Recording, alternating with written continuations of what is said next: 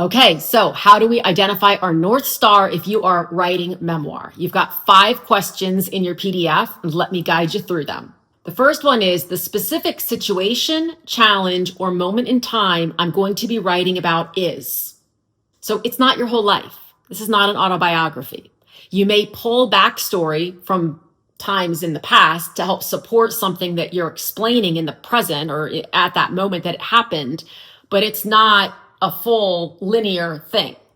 One of the reasons that people get a little bit stuck when they're writing memoir is because oftentimes we're still processing certain things, and we're learning as we learn more and more about ourselves, our understanding of those things, of who we were when we went through those things, tends to change a little bit. And sometimes we feel like if I put this book out and then I come to a learning that changes something, is that bad? Like, do I need to wait until I have fully 1000% figured this out before I write the book? And the answer is no, because you won't ever fully 1000% figure it out in all likelihood.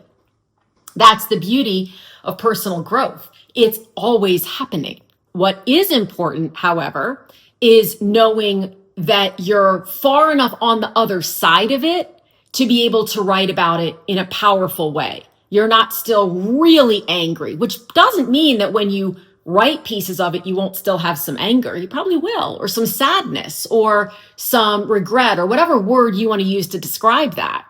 That is very normal and fine. But that's only when you're in it.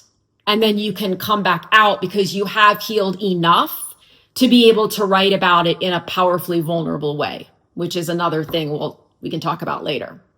So the second prompt is the common themes I'll be speaking to are. And again, this is where you go back to, is it grief, loss, frustration, healing, physical healing, emotional healing, mental, like what are the common themes that your reader, as someone who reads memoir, will want to read your story to see how you dealt with it? The third prompt is the critical pieces of my story that feel important to tell. I promise this will morph, but we need a starting point.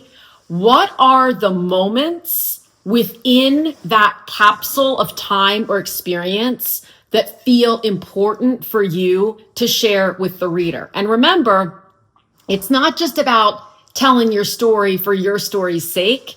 It's about marrying why am I writing about this with how does it benefit the reader to read about this? So the reader doesn't necessarily want to read 50 pages about your angry courtroom battle with your ex or something of that nature. That can certainly be a piece of the story, but it's not going to go on and on and on and on and on and on and on. So the fourth prompt is the triumphant finish line is. Again, this is where people get a little bit stuck because they're like, well, I'm still figuring it out. So yes, and if you are writing about a specific moment in time, then there has to be again, it has to read like fiction. So when you read a fiction novel, if at the end it's like, well, and I mean, they were still like battling it out and dealing with it and trying to figure things out. And you feel as a reader, you feel like there's no closure. There's no sense of accomplishment. You don't feel like you're rooting for, in memoir, you are the main character. So your reader will be rooting for you and learning from you as he or she is reading.